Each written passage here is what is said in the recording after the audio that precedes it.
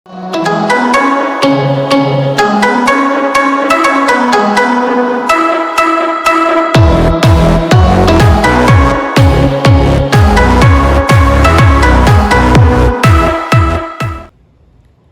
बच्चों, कैसे हो?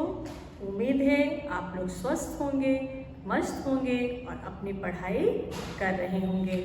आज हम हिंदी का 7वां पाठ सपनों से सत्य की ओर पढ़ने वाले हैं, जिसके लेखक हैं आनंद बनसोड़े जी। आनंद बनसोड़े जी ने माउंट एवरेस्ट पर विजय हासिल की, साथ ही साथ 4 महाद्वीपों के 4 उच्च शिखरों पर फतेह हासिल करके विश्व में एक नया कीर्तिमान स्थापित किया था। प्रस्तुत जो पाठ हमारा है, यह आनंद बनसोड़े जी द्वारा दिए गए भाषण पर आधारित है। भाषण किसे कहते हैं? भाषण एक हिंदी साहित्य की एक विधा है, जिसमें अपनी मुखर अभिव्यक्ति को मौखिक रूप से जब हम लोगों के सामने प्रस्तुत करते हैं तो इसे हम भाषण कहते हैं। प्रस्तुत पाठ सपनों से सत्य की ओर मनुष्य को एक हिम्मत देने के लिए और हौसला देने के लिए लिखा गया है। हमें मुसीबतों से कभी घबराना नहीं चाहिए।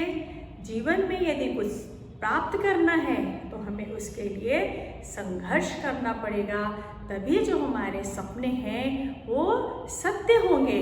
अर्थात यदि हमने कोई जीवन में कुछ बड़ा कार्य करने का या कुछ अच्छा कार्य करने का स्वप्न देखा है, तो चाहे कितनी भी विपरीत परिस्थितियां आए, कितनी भी प्रतिकूल परिस्थितियां आए, हमें कितना भी संघर्ष करना पड़े, हमें उससे पीछे नहीं हटना चाहिए, क्योंकि मनुष्य के अंदर की जो जिद होती है, अपने सपनों को पूरा करने की जो चाहत होती है, वो उसे जरूर विजयी बनाती है और उसके सपनों को सत्य करने में मदद करती है।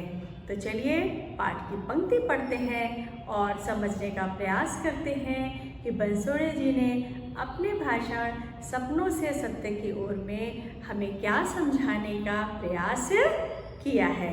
पाठ 7 सपनों से सत्य की ओर, जिसके लेखक हैं आनंद बनसोड़े जी। ये एक पूरक पठन है। आनंद बनसोड़े जी ने अपने बचपन की असफलता के दौर में संसार के सबसे ऊंचे शिखर माउंट एवरेस्ट पर जाने का स्वप्न देखा। कठिन से कठिन समय में संकटों पर मात करने वाला इंसान ही जीवन में इतिहास रच पाता है। एक स्वप्न और उस पर रखी हुई असीम श्रद्धा मनुष्य को कई चमत्कारिक तथा आश्चर्यजनक बातें दिखाती हैं। यही आनंद बनसोड़े जी ने अपने भाषण में बताई है। जैसा कि पाठ के नाम से स्पष्ट है, सपनों से सत्य की ओर। हर इंसान अपने जीवन में कुछ न कुछ स्वप्न देखता है, तो वह स्वप्न तभी पूरे होते हैं, तभी सत्य होते हैं, जब इंसान अपने स्वप्न पर असीम श्रद्धा रखे। अब असीम श्रद्धा का अर्थ होता है कि चाहे कैसी भी कठिन परिस्थिति आ जाए, विपरीत परिस्थिति आ जाए, प्रतिकूल परिस्थितियां आ जाए, लेकिन इंसान को अपने स्वप्न को सत्य करने के लिए जिन जिन चीज़ों की आवश्यकता होती है, मेहनत की आवश्यकता होती है, दृढ़ निश्चय की आवश्यकता होती है, तो इंसान यदि अपने इन गुणों को अपने पास रखता है तो उसके स्वप्नों को सत्य होने से कोई रोक नहीं सकता। ध्यास हिम शिखरों का सपनों से सत्य की ओर किताब में आनंद ने अपने जीवन की कहानी बताई है। ये ध्यास हिम शिखरों का सपनों से सत्य की ओर, ये आनंद बनसोड़े जी द्वारा लिखित कहानी है। उन्होंने किताब एक लिखी है। अपने सपनों के दौर में उन्हें अमेरिका, इंग्लैंड, जर्मनी, रूस, ऑस्ट्रेलिया और उसके बाद 5 महाद्वीपों की यात्रा करने का अवसर मिला और अंततः संसार के सबसे ऊंचे शिखर माउंट एवरेस्ट पर पहुंचकर के श्री के सामने नतमस्तक होने का सौभाग्य मिला। आनंद बनसोड़े जी ने माउंट एवरेस्ट पर विजय हासिल की, वहाँ विजय पताका फैलाई। यही नहीं, उन्होंने 5 बड़े महाद्वीपों की यात्रा की और उनके शिखरों पर भी विजय पताका फैलाई। सपनों पर अपार निष्ठा तथा प्रेम संसार के किसी भी मनुष्य को अपने सपने साकार करने से रोक नहीं सकता। यदि हमने किसी चीज़ के लिए सपना देखा है और अगर हमको अपने स्वप्न पर पूर्ण निष्ठा है और प्रेम है तो संसार की कोई भी चीज़ हमें हमारे स्वप्नों को सत्य होने से नहीं रोक सकती। यही आनंद जी अपने भाषण में बताते हैं। जगह जगह जाकर बंसोड़े जी युवकों को मुसीबतों से घबराकर पीछे न हटने की प्रेरणा देते हैं। वे आज नवयुवकों के लिए प्रेरणा स्रोत बन गए हैं। उनके भाषण के कुछ अंश प्रस्तुत पाठ में संकलित हैं। वास्तव में जीवन में कैसा होता है बच्चों, जब हमने कोई स्वप्न देखा और उसे पूरा करने के लिए हम लग भी गए, लेकिन जैसे बोलते हैं ना, कोई बड़ी चीज़ प्राप्त करनी हो तो ईश्वर भी हमारी क्या लेता है, परीक्षा लेता है। तो उसी प्रकार स्वप्नों को पूरा करने के लिए अगर रास्ते में कोई चुनौतियाँ आती हैं, मुश्किलें आती हैं और जो इनको पार कर लेता है वह अपने सपनों को सत्य करने में सफल हो जाता है। माँ ने मुझे बचपन में कहा था, जिंदगी में भले ही सफलता ना मिले किंतु अच्छा इंसान बनने की हर कोशिश करते रहना। मुझे तुम पर नाज होगा, तुमने संसार का सबसे मुश्किल काम किया है। बंसोड़ जी कहते हैं कि मेरी माता ने हमेशा मुझे कहा कि जीवन में चाहे तुम्हें सफलता मिले चाहे ना मिले, लेकिन एक अच्छा इंसान ज़रूर बनना। यदि कोई भी व्यक्ति एक अच्छा व्यक्ति है, एक अच्छा इंसान है, उसका मन अच्छा है, उसके कार्य अच्छे हैं, तो सफलता उसे ज़रूर ही मिल जाएगी। मैं बचपन से सपने देखने वाला लेकिन शरीर से कमज़ोर और पढ़ाई में भी बिल्कुल निकम्मा था। हरदम अकेला रहना पसंद करता था। ये बंसोड़ जी अपने बारे में बता रहे हैं। मेरा जन्म एक अंधेरी झोपड़ी में हुआ। मेरा बचपन अभावों से भरा था। आज के बच्चों की तरह कई कपड़े, घूमने फिरने के साधन, खेलने के खिलौने, टीवी, फ़ोन आदि के बारे में तो हम सोच भी नहीं सकते थे। पूरे परिवार का जीवन कष्टमय था। वैसे भी अगर आपने सफल व्यक्तियों के जीवन के बारे में पढ़ा होगा तो उसमें से अधिकांशतः ऐसे सफल व्यक्ति हैं जिन्होंने अपना जीवन बहुत कष्टपूर्ण तरीके से जिया है। उनका बचपन अभावों में बीता है और जिनको अभाव होता है, जो कष्ट वाला जीवन जीते हैं, वास्तव में वही तप कर फिर सोना बनते हैं। साइकिल तथा गाड़ी के पहियों की पंक्चर निकालकर मेरे पिताजी अशोक बंसोड़े अपनी 3 बेटियों तथा मेरी परवरिश करते थे। आनंद जी के पिताजी का नाम क्या था? अशोक था और वे पंचर का काम करते थे। उनकी 3 बहनें थीं। पढ़ाई में कमज़ोर होने के कारण मुझे हर जगह अपमान का सामना करना पड़ता था। इसलिए मेरा एकमात्र शौक़ था सपने देखना। एकांत में सोचता था कि मैं संसार के सबसे ऊंचे शिखर पर पहुंच जाऊं, जहां मेरा अपमान करने कोई ना आए। आज के युवक थोड़े से अपमान से हार जाते हैं, लेकिन दुनिया का इतिहास यह बताता है कि आज तक दुनिया के बड़े व्यक्तियों ने अपमान सहकर खुद मुकाम हासिल किया है। तो बंसोड़े जी कहते हैं कि मेरे घर में गरीबी थी और मैं पढ़ाई में भी अच्छा नहीं था और मेरा अपमान भी लोग बहुत करते थे, लेकिन मैं स्वप्न देखता था और उनका स्वप्न क्या था कि वह संसार की सबसे ऊंची चोटी पर, ऊंचे शिखर पर वे पहुंच गए हैं।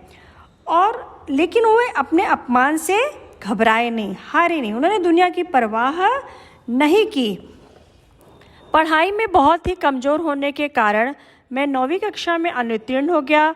कुछ समय पढ़ाई छोड़कर मैंने अपने पिता के साथ काम पर जाना शुरू किया, परंतु माँ की प्रेरणा से मैं अपनी पढ़ाई जारी रख सका। मेरी माँ पार्वती ने बचपन से ही बड़े सपने देखने के लिए प्रेरित किया, इसलिए मैं 10वीं कक्षा में स्कूल में दूसरे नंबर से उत्तीर्ण हो गया।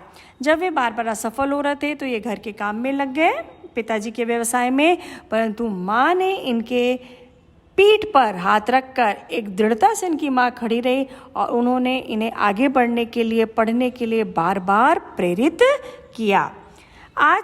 आपके बीच ऐसे कई बच्चे होंगे जो पढ़ाई में कमज़ोर होने के कारण अपने आप को कमतर समझते हैं। कमतर मतलब कम समझते, हीन समझते हैं।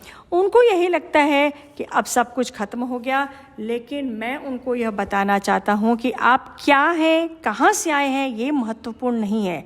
आपको कहाँ जाना है, यह अगर आपको पता होगा तो दुनिया की कोई भी ताकत आपको रोक नहीं सकती।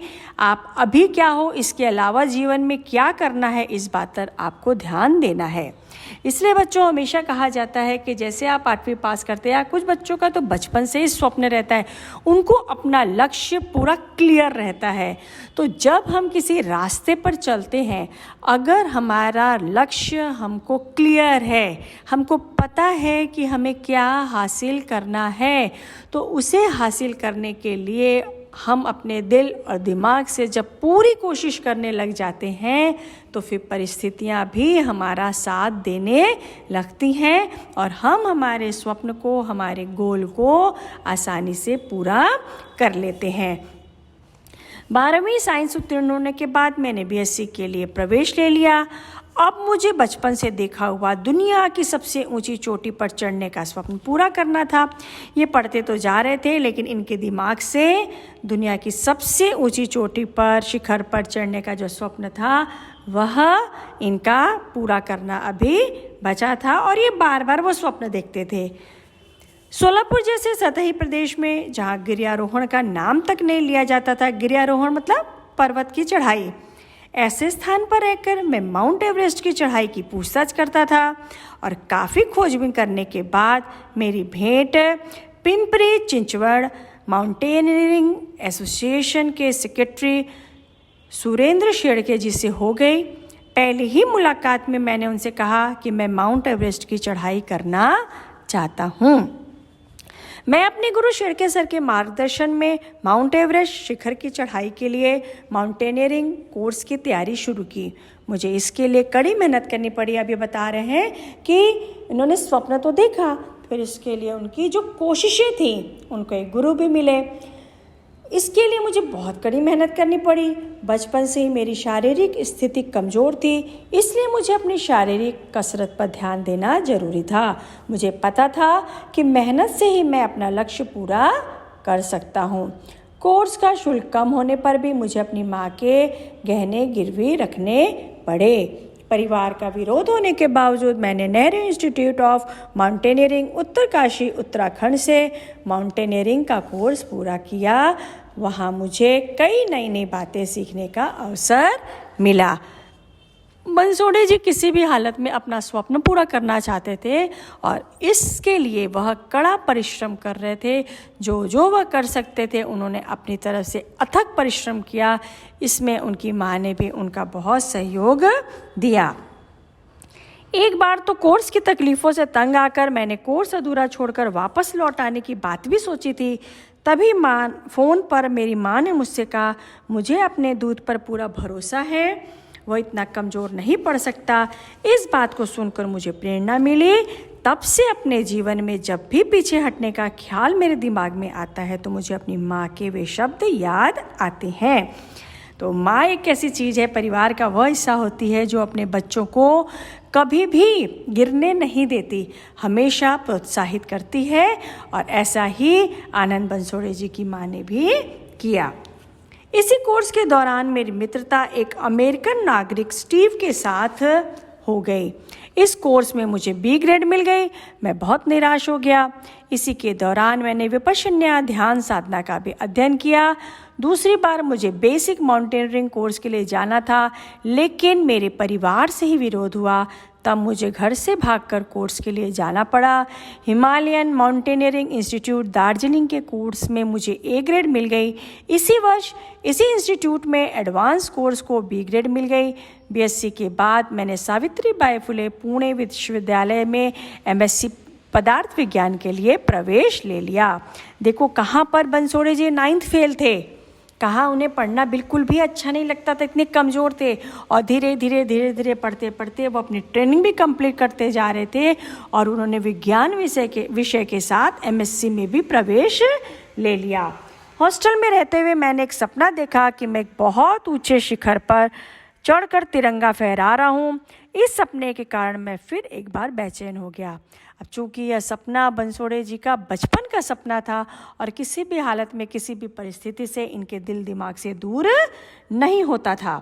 एमएससी की परीक्षा के बाद मैं फिर एडवांस कोर्स के लिए मनाली चला गया। इस कोर्स के लिए भी मुझे झूठ बोलकर ही जाना पड़ा था। इस कोर्स के बाद तुरंत मैं एक बंगाली टीम के साथ T2 शिखर चढ़ाई के लिए निकल पड़ा। लेह मनाली हाईवे के पटसियों से कुछ भीतर की ओर जो वर्जिन शिखर है उसकी चढ़ाई मुश्किल थी। वर्जिन की चढ़ाई के लिए मेरे साथ 7 बंगाली और 2 शेरपा जुड़ गए। 2010 में लेह में बादल फट जाने तथा 3-4 दिन लगातार बारिश होने के कारण मैं और मेरी टीम बेस कैंप से 16,000 फीट की ऊंचाई पर ही अटक गए।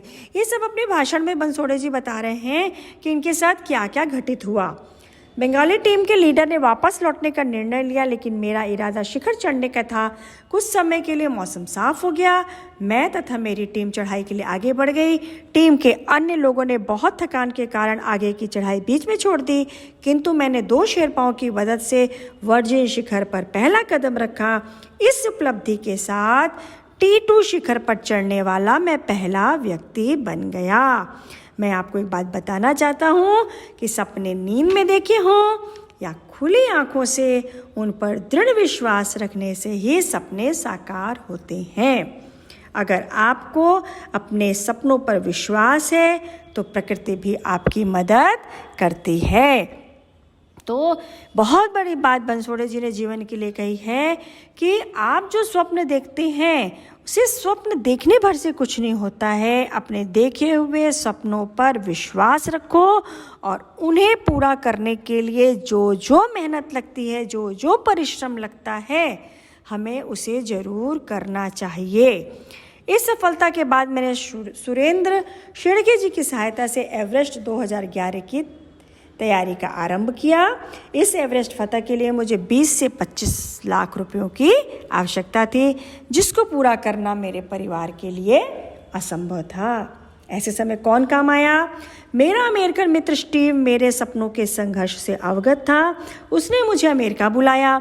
जीवन के बड़े बड़े फैसले अंतःप्रेरणा से किए जाते हैं। इसी अंतःप्रेरणा से मैंने अमेरिका जाने का फैसला लिया। जब अपना मन कुछ अपने से कहता है तो पहली बार मन हमें जरूर सही शिक्षा देता है।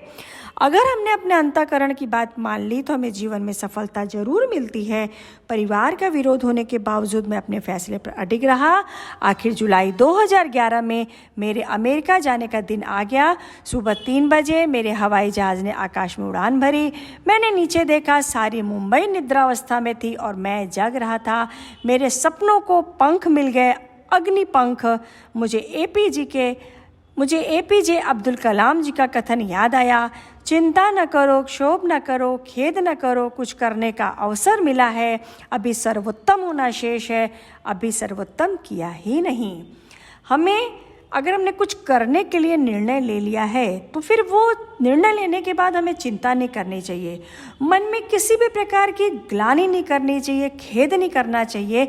यह सोचना चाहिए कि हमें कुछ करने का अवसर मिला है।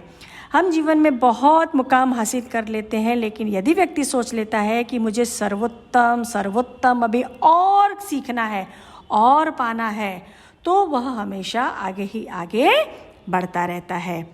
अमेरिका में रहते मैंने 15 अगस्त 1911 को कैलिफोर्निया के माउंट शास्ता शिखर की चढ़ाई कर वहाँ मैंने अपने देश का राष्ट्रगीत बजाया। अब धीरे धीरे इन्हें सफलता मिलनी शुरू हुई। यहीं पर रहकर मैंने स्कूबा डाइविंग भी सीखी। पैसिफिक महासागर के किनारे बाइक चलाते हुए बाइक एक्सपीडिशन भी कर ली। 6 महीने अमेरिका में रहने के बाद मैंने सबसे भावभीनी विदाई ली और एवरेस्ट मुहिम के लिए थोड़ी राशि समेटकर मैं भारत लौट आया। आगे देखते हैं।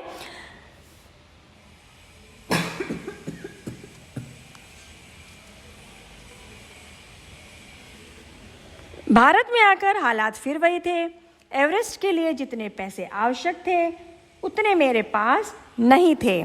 आखिर मेरे पिताजी ने अपना घर गिरवी रखा, माँ और बहनों ने अपने गहने बेच दिए और जीजा जी ने ऋण ले लिया।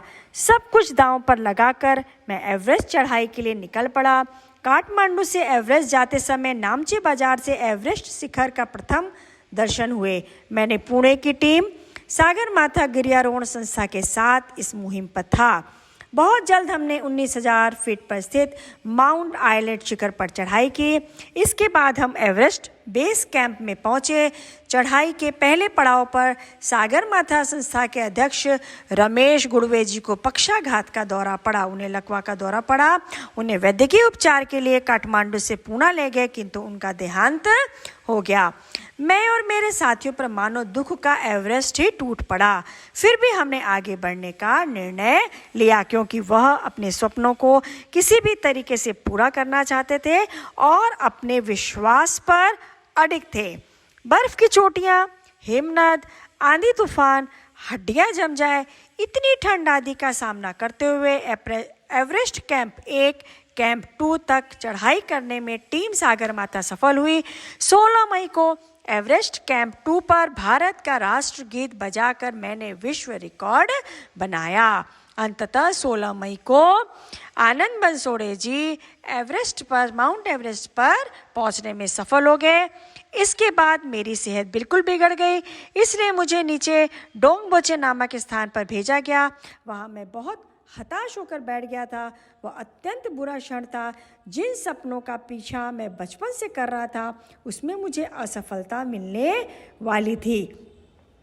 आखिर मैंने विपश्यना से अपनी सांसों पर नियंत्रण पाया और सुबह होते ही मैं चमत्कारी ढंग से एकदम ठीक हो गया। अपने सपनों पर होने वाली अपार निष्ठा ने ही मुझे ठीक किया था। मैं माउंट एवरेस्ट के उच्च शिखर की चढ़ाई के लिए निकल पड़ा।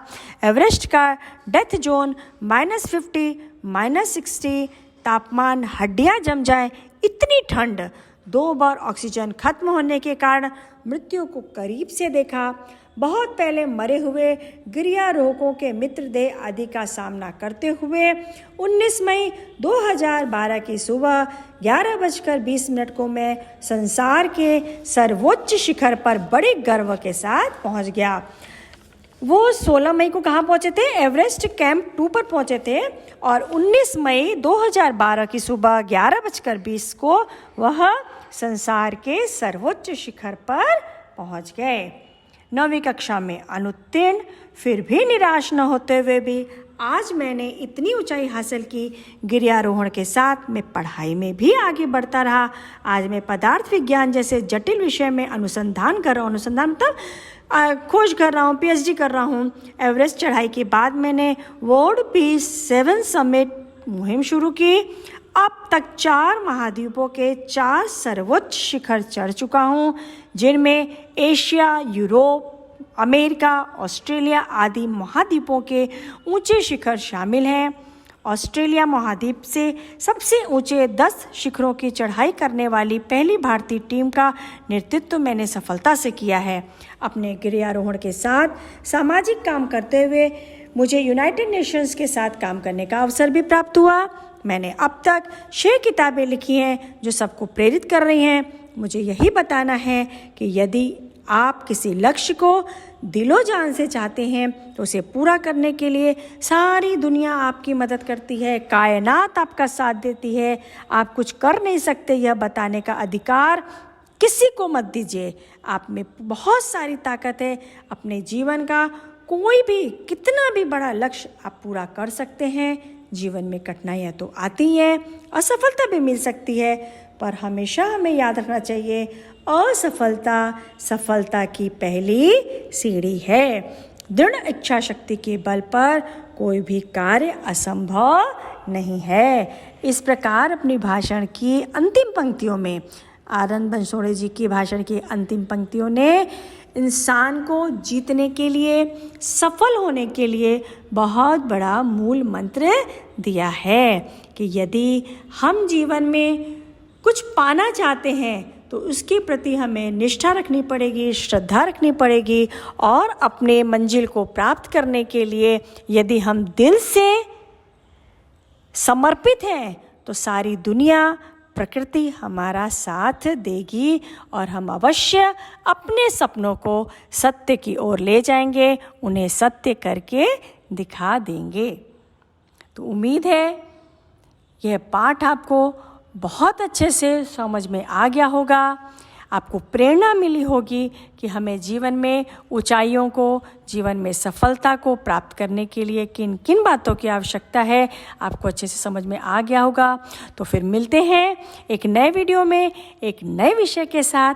तब तक के लिए खुश रहिए, स्वस्थ रहिए और अपनी पढ़ाई करते रहिए।